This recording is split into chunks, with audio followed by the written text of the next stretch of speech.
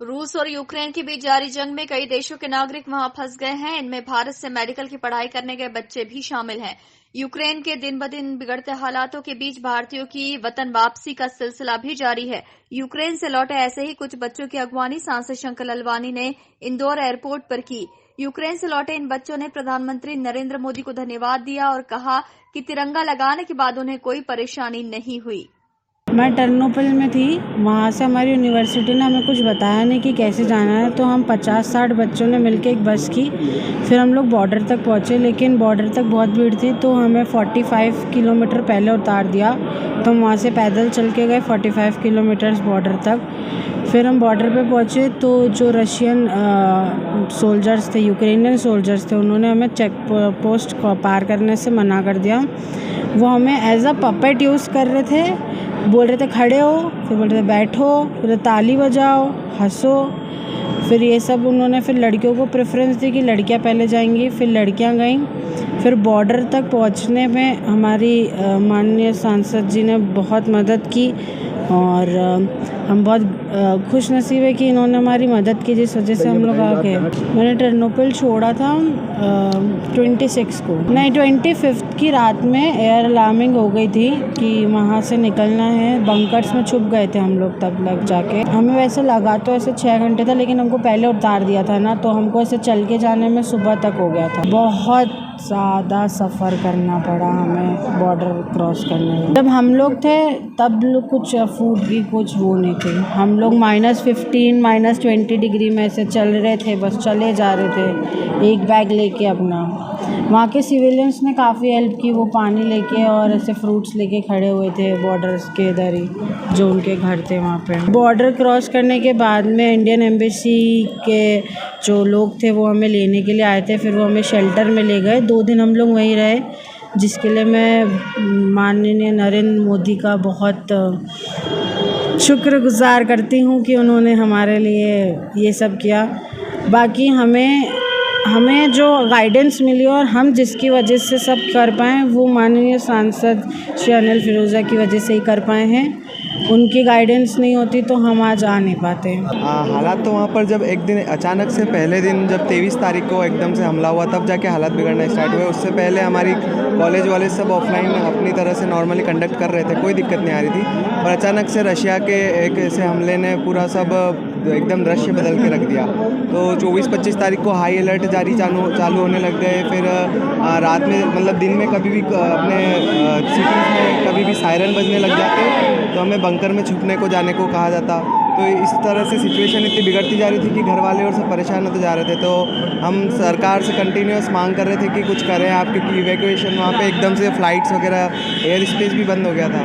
तो जैसे ही फिर माननीय नितिन गडकरी परिवहन मंत्री जी से बात की है, अनिल फिरोजिया जी से बात की है, तो उनने फिर कुछ नंबर दिए थे मोनिक जायसवाल जी के और इनके। तो उनसे फिर हम कंटिन्यू संपर्क में थे और बॉर्डर तक जाने की हमने जितनी असफल कोशिशें बहुत सारी, हम नहीं जा पाए, क्रॉस नहीं कर पाए। यूक्रेनियन गवर्नमेंट नहीं इतना सपोर्ट दे रही थी, पर जैसे तैसे करके हमने पोलैंड बॉर्डर क्रॉस करी इनके निर्देशन में। अपने फॉरेन मिनिस्ट्री में से मनोज पांडे सर ने भी बहुत हेल्प करी। वो कंटिन्यूस हमेशा टच में रहे, तो उन्होंने काफ़ी बढ़िया तरीके से हमें गाइड किया और उनके मार्गदर्शक में हम पोलैंड बॉर्डर क्रॉस कर गए। और पोलैंड बॉर्डर में इंडियन एम्बेसी ने बहुत सपोर्ट किया और वहाँ से फिर यहाँ तक का सफ़र बहुत स्मूथ बना दिया उन्होंने। और आज इसी का नतीजा है कि हम सब यहाँ पर शांति से और सही समय पर, अच्छे समय पर पहुँच चुके हैं। हाँ, इंडियन गवर्नमेंट का पोलैंड में सब जगह सपोर्ट रहा, सिर्फ यूक्रेन में चूँकि वो एम्बेसी भी खुद जूझ रही है उन सब चीज़ों से। वहाँ पे कीव में एम्बेसी और वो भी वहाँ पे भी बम वगैरह सब गिर रहे हैं। तो इसलिए उस चक्कर में यहाँ पे जो भी यूक्रेन में जितना वो कर सकते थे उन्होंने पूरा किया।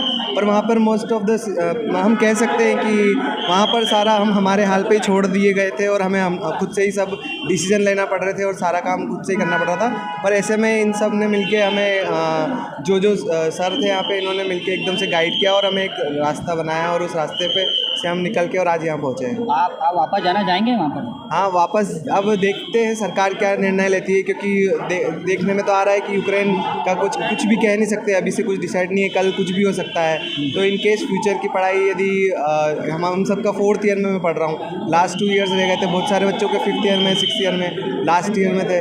तो अब लास्ट ईयर अफेक्ट होगा तो आगे सरकार क्या करेगी, उसके लिए क्या निर्देशन देगी, यहाँ पर एडमिशन देगी या नहीं देगी, या फिर कहीं बाहर जाना पड़ेगा या हमें ये प्लान ड्रॉप करना पड़ेगा। तो इन सब के लिए हम सरकार से कनेक्ट में हैं और उनसे दरख्वास्त करते हैं कि वो हमें देखें और हमारे लिए कुछ सोचें इस बारे में। लोग टर्नोपिल से वहाँ पे बॉर्डर पर आए तो बॉर्डर पे बहुत ट्रैफिक था, मतलब 30 किलोमीटर तक का ट्रैफिक था। तो हम वहाँ पर रुके, हम लोग 30-35 किलोमीटर चले।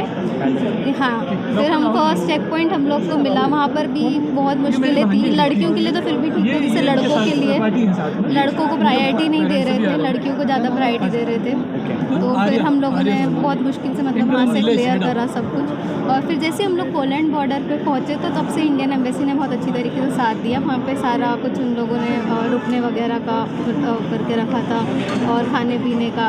और फिर अगले दिन हमारी फ़्लाइट थी। गवर्नमेंट की उन्होंने पहले पे एडवाइजरी निकाली थी, बट हम लोग को हमारे यूनिवर्सिटी में ऑफलाइन क्लासेस चल रही थी तो हम लोग आ नहीं सकते थे वहाँ से, क्योंकि हम लोग 3rd ईयर में हमारी क्रॉक भी थी इस बार।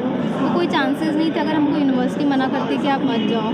तो फिर उसके बाद जैसे युद्ध का हुआ तो उसके बाद हम लोगों ने नेक्स्ट डे ही रात में टैक्सी करवा ली थी और हम लोग वहाँ से निकल गए थे। मतलब फीलिंग तो मैं क्या बताऊँ कि बहुत अच्छा लग रहा है। एक बहुत बुरे दौर से हम लोग गुजरे हैं तो उसके बाद अब बहुत राहत की सांस मिली है। मतलब खाना पीना दिन रात किसी चीज़ का कोई होश ही नहीं था। अभी जो दिन गुजरे हैं उनमें बहुत मतलब जितनी जल्दी जो हो सकता था वो गवर्नमेंट ने किया है। इसके लिए मैं हमारे प्रधानमंत्री जी के आभारी हूँ, क्योंकि जब पोलैंड बॉर्डर पे बच्चे पहुँच गए थे तब पोलैंड उनको एंट्री नहीं दे रहा था, पर एक ही दिन के अंदर पोलैंड ने बिना वीज़ा के बच्चों को एंट्री दी। ये बहुत बड़ी बात है।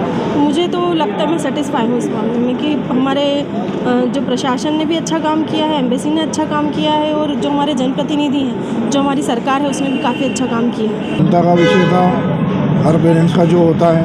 हम लोग सब चिंतित और भयभीत थे कि हमारे बच्चे बस सिर्फ 12 सुरक्षित लौट आए। बहुत खुशी की बात है। हम यही चाहते हैं कि सारे बच्चे यहाँ पे आ जाएं, सेफली आ जाएं। माननीय सांसद जी अनिल फिरोजी ने काफ़ी सहयोग करा सारे बच्चों के लिए और उनके प्रयासों से बच्चे लोग सब सेफली लौट पाए।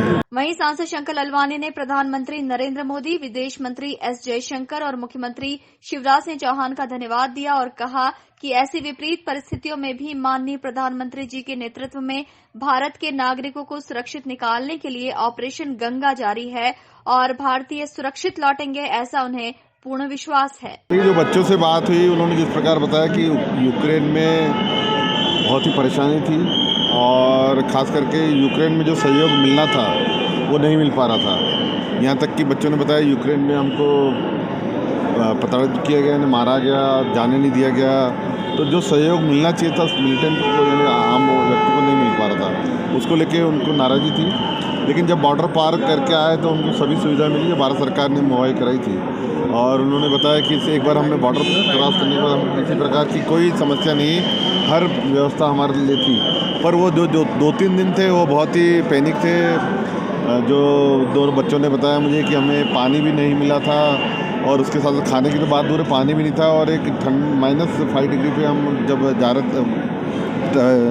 रवाना हुए थे तो विषम परिस्थिति थी, कैसे होगा क्या होगा समझ में नहीं आ रहा था। पर बड़ी मुश्किल है। उन्होंने ये ज़रूर बताया कि हमको क्योंकि जिस रास्ते से वो निकले थे उस रास्ते से उनको वापस आना पड़ा, क्योंकि आगे उनको यूक्रेन की सेना जाने नहीं दे रही थी। एक व्यक्ति को तो उन्होंने उन सेना के किसी जवान ने उनको मारा भी।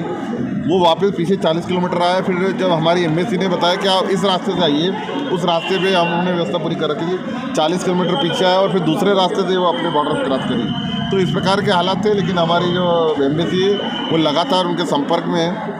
और ये बात सही है कि खाने की पीने की उनको समस्या थी, लेकिन सकुशल आ गए, ये खुशी की बात है। जो मदद जो यूक्रेन के पास वाले देश है उसमें हमारे 4 मंत्री पहुंच चुके हैं अलग अलग देशों में। पूरी विदेश मंत्रालय की टीम पहुंच गई और हर मुमकिन जो मदद है वो कर रहे हैं। वे भी लगातार उनके संपर्क में। हमारे यहाँ से जो भी नाम आते हैं हम वहाँ भेजते हैं, वो उनसे कोऑर्डिनेट करते हैं। हमारे देश के सभी लोग वहाँ मदद कर रहे हैं। हमारे अधिकारी हो, विदेश मंत्रालय हो, हमारे मंत्री हो, पूरा कोऑर्डिनेट कर रहे हैं। लेकिन वहाँ से निकलने में एक समस्या है कि वाहन नहीं है, किसी प्रकार की कोई व्हीकल नहीं है, कोई मदद नहीं है, खाने पीने की चीज़ें सब बंद है। तो वो ज़रूर तकलीफ आ रही। लेकिन उससे जब बाहर निकल के आए हमने देखा अभी लोगों को, बच्चों के और परिवार के भी और बच्चे हैं। आज शाम को भी 2 बच्चे आ रहे हैं और आसपास के भी आ रहे हैं। कुल 6 बच्चे आज शाम वाले हैं। कुछ भोपाल के भी आ रहे हैं आज शाम को, और कुछ जो दिल्ली आ चुके हैं 2 बच्चे, वो कल इंदौर आएंगे। तो माननीय प्रधानमंत्री जी की ताकत को दिखाता है कि जब भी हमारे भारत देश का झंडा लेके जब जाते हैं तो उनको रूसी सेना और वहाँ के लोग मदद कर रहे हैं। तो ये हमारे प्रधानमंत्री जी का नेतृत्व है, जिसके कारण पूरे देश में नहीं, इस विषम परिस्थितियों में भी उन बच्चों को मदद मिल रही है। इस मौके पर बच्चों के अभिभावक भी मौजूद थे।